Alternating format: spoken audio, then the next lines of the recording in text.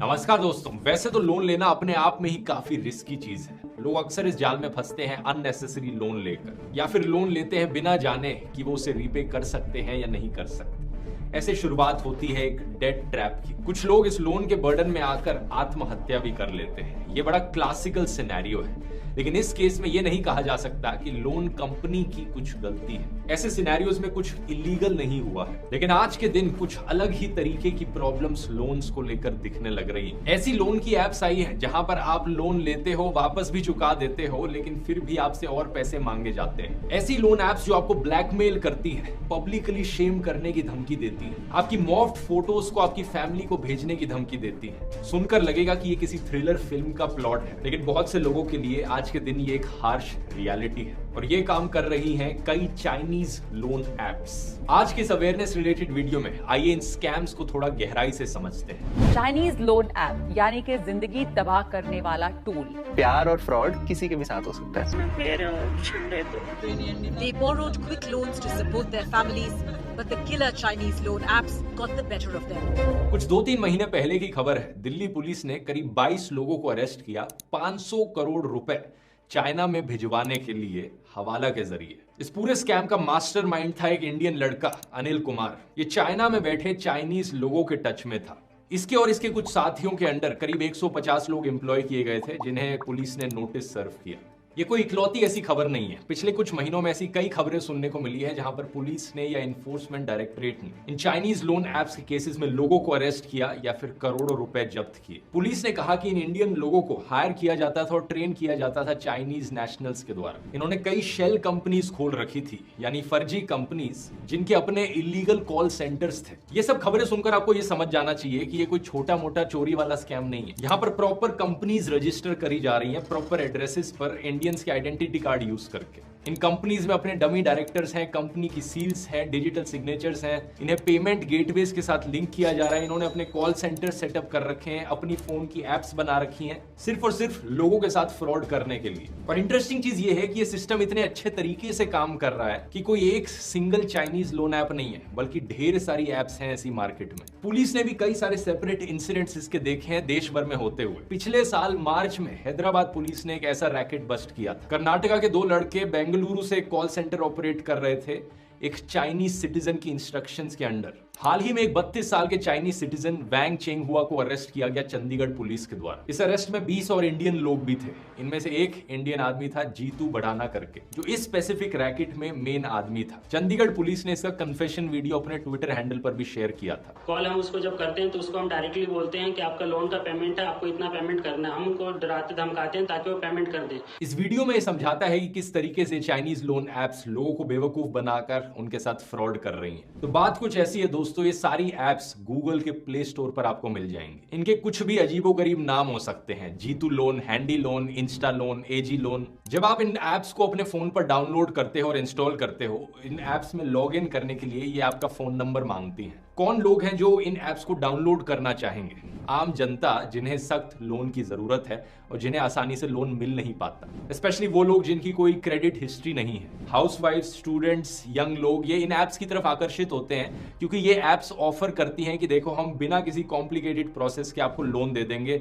Interest free loan देंगे। तो जब इन एप्स को फोन पर इंस्टॉल किया जाता है, ये एप्स आपसे परमिशन मांगती हैं आपकी कॉन्टैक्ट लिस्ट और फोटो गैलरी एक्सेस करने का। फिर आप लोन लेने के लिए इन एप्स में अपनी आधार कार्ड और पैन कार्ड की कॉपीज अपलोड करते हैं, अकाउंट डिटेल्स डालते हैं, और इसके बाद मोस्ट केसेस में एक्चुअली में ये कंपनीज आपके बैंक अकाउंट में कुछ पैसा डिपॉजिट कर देती हैं, आपको पैसा लेंड कर देती हैं। इस पॉइंट पर शायद आपको देखकर लगे कि ये तो बढ़िया है, अच्छा खासा लोन मिल गया, इतनी जल्दी लोन मिल गया। लेकिन प्रॉब्लम्स करीब 1 हफ्ते बाद शुरू होती हैं। 1 हफ्ते बाद ये लोग कॉल करते हैं आपको और अपना लोन का पैसा वापस मांगते हैं। इतना ही नहीं, एक्चुअली उससे कहीं ज्यादा और पैसा वापस मांगते हैं। इनके पास आपका नंबर होता है, ये आपको व्हाट्सएप पर मैसेज करते हैं। अगर आप पैसा वापस नहीं देते तो ये मैसेजेस धीरे धीरे हरासमेंट की कैटेगरी में आने लग जाते हैं। व्हाट्सएप पर आपको ब्लैकमेल किया जाता है, धमकाया जाता है। ये आपसे कहेंगे कि हम पुलिस में रिपोर्ट डलवा देंगे, हम एफआईआर करवा देंगे। कौन लोग हैं वैसे वही लोग जो कॉल सेंटर में बिठाए होते हैं इस कंपनी के द्वारा। कई बेरोजगार लोगों को हायर किया गया होता है कॉल सेंटर में यही काम करने के लिए कि ये बंदा हमारा टारगेट है, इसे व्हाट्सएप करो, इसे कॉल करो, धमकाओ, ब्लैकमेल करो, जो करना है करो,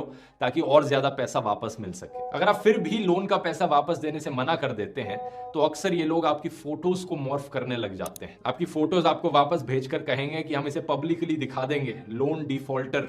आपको धमकाएंगे कि आपकी सारी कॉन्टैक्ट लिस्ट, आपके सारे परिवार रिलेटिव्स के पास ये चीज जाएगी, क्योंकि आपने इस ऐप को इंस्टॉल करते वक्त अपने कॉन्टैक्ट्स और अपनी फोटो गैलरी का एक्सेस इन्हें दे दिया था। फोटोज का एक्सेस देने का मतलब है कि आपकी फोटोज आपके फोन से निकाल कर उन्हें मॉर्फ कर सकते हैं, और औरतों के केस में अक्सर गंदी गंदी फोटोज पे उन्हें मॉर्फ किया जाता है और ब्लैकमेल किया जाता है। जितना वो लोन लेते हैं उससे ज्यादा अमाउंट के लिए हम डिमांड करते हैं। अगर उसके बाद भी वो देने के लिए मना करता है पेमेंट, तो फिर हम उनका जो गैलरी का एक्सेस होता है हमारे पास, हम उनके कॉन्टैक्ट लिस्ट को भेज देते हैं मॉक पिक्चर बनाकर, ताकि कस्टमर पेमेंट कर दे। इन ऐप के प्ले स्टोर रिव्यूज पर अक्सर आपको ऐसे लोग रिव्यूज लिखते हुए दिख जाएंगे जिनके साथ यही चीज हुई है। फॉर एग्जाम्पल, इस गूगल यूजर की कंप्लेन को देखिए। प्राइवेसी के लिए नाम छुपा रखा है। इन्होंने बताया कि इनके अकाउंट में इन्हें 3,485 रुपीज का लोन दिया गया। एक हफ्ते बाद ये ऐप उसे वापस कॉल करती है और 6,010 रुपए मांगती है। एक और दूसरा यूजर यहां पर लिखता है कि उसे 4,405 रुपए का लोन दिया गया, लेकिन 6 दिन बाद इस ऐप ने 8,010 रुपए वापस डिमांड किए। ऑलमोस्ट दुगना पैसा ये लोग वापस डिमांड करते हैं आपसे।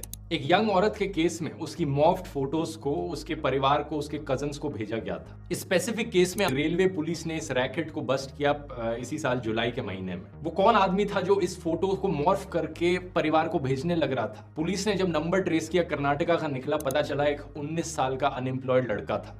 ऑब्वियसली ये चाइनीज स्कैमर्स खुद काम नहीं करने लग रहे थे, बल्कि इन्होंने लोकल इंडियंस को एम्प्लॉय किया था इसके लिए। इस लड़के को रिकवरी एजेंट बना रखा था और ये कमीशन अर्न करता था उस पैसे पर जो लोग वापस भेजते थे। मैं हजीब लोन से बात कर रहा हूँ सर। आपने लोन लिया था, उसको पेमेंट करने के समय होता है। मेरे कांटेक्ट लिस्ट में तुम लोग ने सबको मैसेज क्या भेजा है? अरे लोन नहीं चुकाओगे तो ऐसा होगा ना।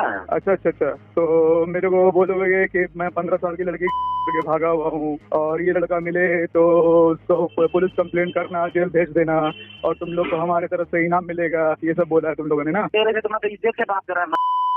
इस स्कैम से दोस्तों ना सिर्फ हजारों लोगों की जिंदगियां तबाह हो रही हैं, बल्कि इंडियन इकोनॉमी पर भी इसका एक बुरा असर पड़ रहा है, जब करोड़ों रुपए पैसा इंडिया से बाहर जाने लग रहा है। और जो लोग इन स्कैम्स का शिकार बनते हैं वो अक्सर गरीब लोग होते हैं। कोविड का पैंडेमिक एक्चुअली में एक बड़ा रीजन था जिसके बाद से ये फेक लोन ऐप की कंपनीज में एक बड़ी ग्रोथ दिखी, क्योंकि करोड़ों लोगों के जॉब लॉसेस हुए। लोग डेस्परेट थे पैसों के लिए। लेकिन सवाल यहाँ पर यह उठता है कि हम डिफरेंशिएट कैसे करें इन स्कैम वाली लोन कंपनीज से और जेन्युइन असली लोन कंपनीज में। इसका एक सिंपल जवाब है दोस्तों, आरबीआई। देश में मौजूद सारी जो डिजिटल लेंडिंग एप्स हैं उन्हें आरबीआई के साथ रजिस्टर होना पड़ता है। जो लेंडर्स आरबीआई के साथ रजिस्टर नहीं हुए हैं उन्हें अलाउड ही नहीं है पैसे लेंड करना। आप जाकर आरबीआई की वेबसाइट पर चेक करिए कि जो आपको पैसे लेंड करने लग रहा है क्या वो रजिस्टर्ड है उस वेबसाइट पर, क्या उसका रजिस्ट्रेशन नंबर है। उस रजिस्ट्रेशन नंबर को आरबीआई की वेबसाइट पर जाकर देखिए वो एग्जिस्ट करता है या नहीं करता। इसके अलावा कुछ बड़ी सिंपल चीजें जिनका आप ध्यान रख सकते हैं। अक्सर ये जो फेक लोन वाली कंपनीज होती हैं इनका कोई फिजिकल एड्रेस ही नहीं होता। चेक करिए क्या इन कंपनीज का एक्चुअली में कोई एड्रेस है इंडिया में या नहीं है। दूसरा, अक्सर इन फेक लोन एप्स की कोई एक्चुअल वेबसाइट तक नहीं होती। देखिए जाकर कोई इनकी वेबसाइट है। जो भी जेन्युइन कंपनी होगी लोन देने वाली, उनकी कोई ना कोई वेबसाइट तो जरूर होगी। अगर वेबसाइट है तो ये चेक करिए क्या वेबसाइट सिक्योर है। वेब पेजेस के साइड में अक्सर ये पैडलॉक का सिंबल बना आता है। इससे पता चलता है कि एक वेबसाइट सिक्योर है या नहीं है। दूसरा, जिन वेबसाइट्स का URL HTTPS से शुरू हो रहा है वो वेबसाइट सिक्योर होती हैं। जो वेबसाइट सिर्फ HTTP से शुरू होती हैं उन पर इतना ट्रस्ट नहीं किया जा सकता। ये चीज वैसे ऑलमोस्ट हर तरीके की वेबसाइट के लिए एप्लीकेबल है। कभी HTTP वेबसाइट्स को ट्रस्ट मत कीजिए ज्यादा।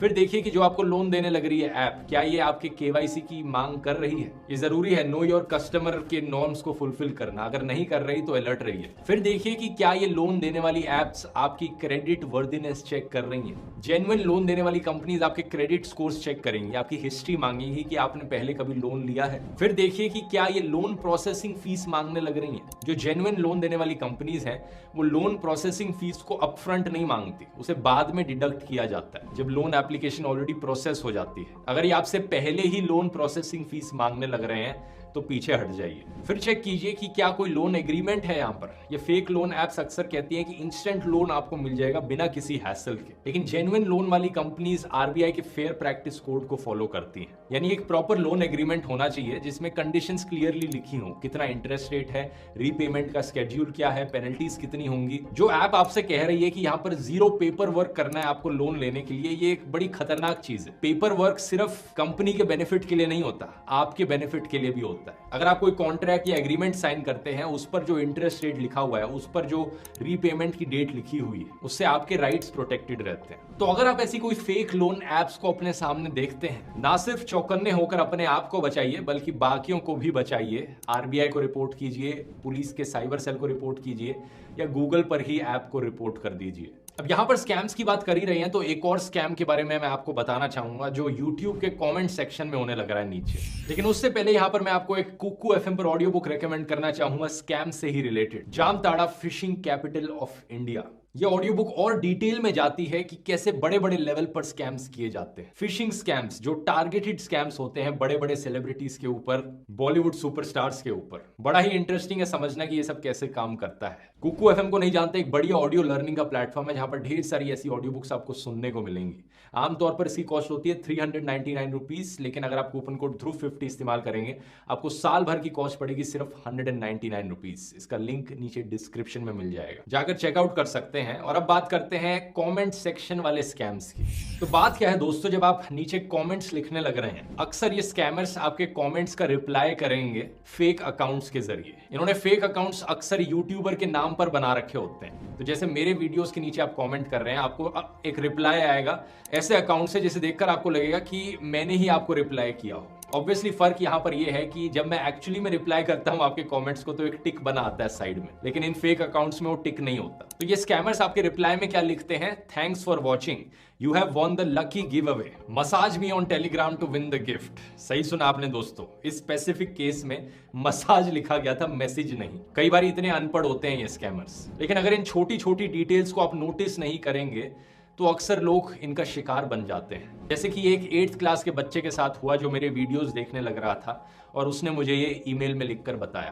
तो हुआ क्या कि ये स्कैमर YouTube के कमेंट सेक्शंस में रिप्लाई करके कहता है कि मुझे टेलीग्राम पर मैसेज करो। इसने एक मेरे नाम पर फर्जी टेलीग्राम का अकाउंट बना रखा है, ध्रुव राठी @giveaway करके। ये स्कैमर कहता है कि आप आईफोन जीत गए हो एक गिव अवे में, क्या आप इस आईफोन को लेना चाहोगे? आप शायद अपनी एक्साइटमेंट में आकर रिप्लाई कर देते हो कि हाँ क्यों नहीं। फिर वो स्कैमर कहता है कि आपको एक डिलीवरी एजेंट कॉन्टैक्ट करेगा। वो डिलीवरी एजेंट आपको कांटेक्ट करता है और आपसे 4000 रुपए मांगता है डिलीवर करवाने के, कि देखो हम आईफोन डिलीवर करने वाले हैं लेकिन डिलीवरी चार्जेस आपको देने पड़ेंगे, 4000 रुपए लगेंगे डिलीवर करने के। थैंकफुली जिस लड़के ने मुझे ईमेल लिखी थी वो स्मार्ट लड़का था, वो इस ट्रैप में नहीं फंसा। ऑब्वियसली यहाँ पर कोई आईफोन नहीं दिया जा रहा था, बस डिलीवरी फीस के नाम पर स्कैम किया जा रहा था। तो इस स्कैम के बारे में मैंने जब और रिसर्च करी, पता लगा कि ऐसे कई सारे स्कैम्स चलने लग रहे हैं और यूट्यूबर्स के नाम पर, बड़े इन्फ्लुएंसर्स के नाम पर। एक यूट्यूबर सुपर सैफ है, उन्होंने इस पर वीडियो भी बनाया था कि उनके नाम पर जब ये चीज होने लग रही थी। ऐसा ही एक सिमिलर स्कैम यूट्यूब के बाहर भी बड़ा पॉपुलर हुआ था पिछले साल। लोगों को SMS किया जाता है कि आपकी एक कोरियर डिलीवरी आने वाली है। आप एक्साइटेड हो जाते हो कि भाई कौन सा पैकेज आ रहा है, और वो आपसे कहते हैं कि आप अपनी पर्सनल डिटेल्स लिख दो, यहाँ पर एक छोटी सी डिलीवरी फीस पे कर दो, सिर्फ 10 से 20 रुपए की